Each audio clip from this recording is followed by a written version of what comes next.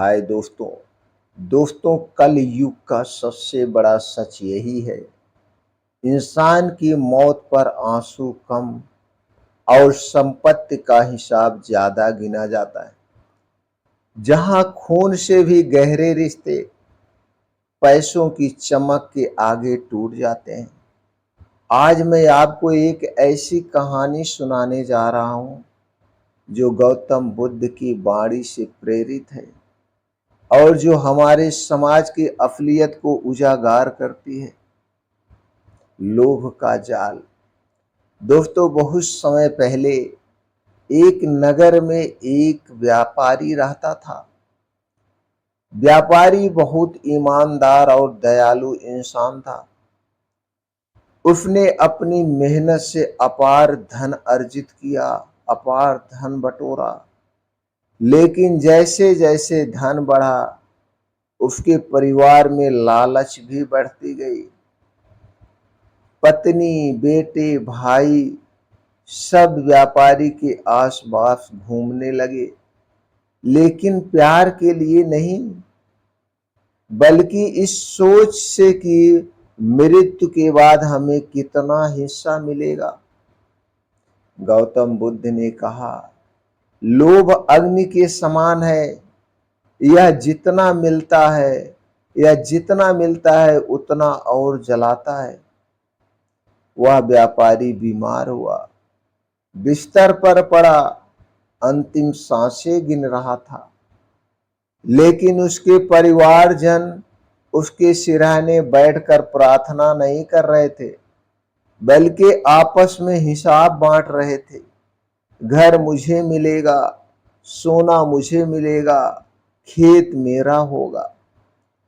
व्यापारी ने अपनी कमजोर आंखों से यह सब देख रहा था। उसकी आंखों से आंसू निकल रहे थे, मौत के डर से नहीं, बल्कि इस सच्चाई से कि रिश्ते अब पैसों की कीमत से तौले जा रहे हैं। रिश्ते अब पैसों की कीमत से तौले जा रहे हैं। उसी समय नगर में गौतम बुद्ध अपने शिष्यों के साथ पधारे। व्यापारी के पास पहुंचे और कहा, मनुष्य, जब तू जन्मा था तो रोया था और दुनिया हंसी थी। ऐसा जीवन जी कि जब तू जाए तो तू हंसे और दुनिया रोए।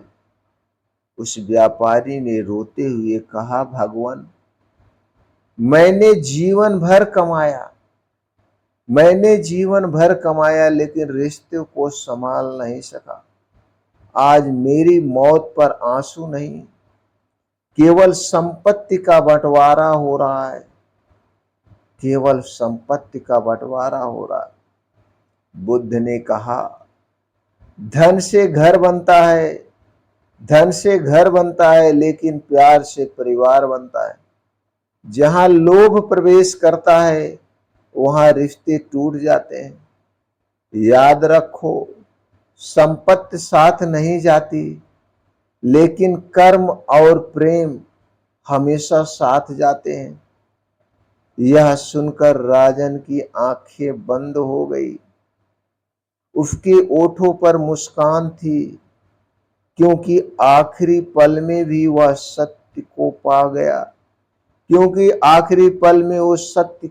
गया। आज का कलयुग क्या है दोस्तों? यही तो कलयुग की असलियत है। आज इंसान की मौत पर रोने वाले कम और संपत्ति गिनने वाले ज्यादा हैं। आज भाई भाई खून के रिश्ते पैसों की वजह से दुश्मन बन जाते हैं। लेकिन गौतम बुद्ध का संदेश साफ है, धन आवश्यक है, लेकिन लोभ नहीं। संपत्ति जरूरी है, लेकिन प्रेम से ऊपर नहीं। रिश्ते निभाने के लिए दिल चाहिए, जेब नहीं। याद रखो, कफन में जेब नहीं होती। दोस्तों, याद रखो, कफन में जेब नहीं होती, तुम यहां से अपने साथ कुछ नहीं ले जाओगे सिवाय अपने कर्मों और अपने रिश्तों की यादों के अलावा कुछ नहीं जाएगा। अगर तुम चाहते हो कि तुम्हारे जाने के बाद लोग तुम्हें याद करें, अगर तुम चाहते हो कि तुम्हारे जाने के बाद तुम्हें लोग याद करें, तो उन्हें पैसा नहीं प्यार दो, संपत्ति नहीं सहारा दो, क्योंकि अंत में गिनती इस बात की नहीं होगी कि तुम्हारे पास कितना था, बल्कि इस बात की होगी तुमने कितने दिल जीते, तुमने कितने दिल जीते। अगर आपको यह कहानी दिल को छू गई हो तो इसे ज्यादा से ज्यादा शेयर कीजिए, क्योंकि हो सकता है आपकी एक शेयर किसी परिवार में टूटा रिश्ता जोड़ दे।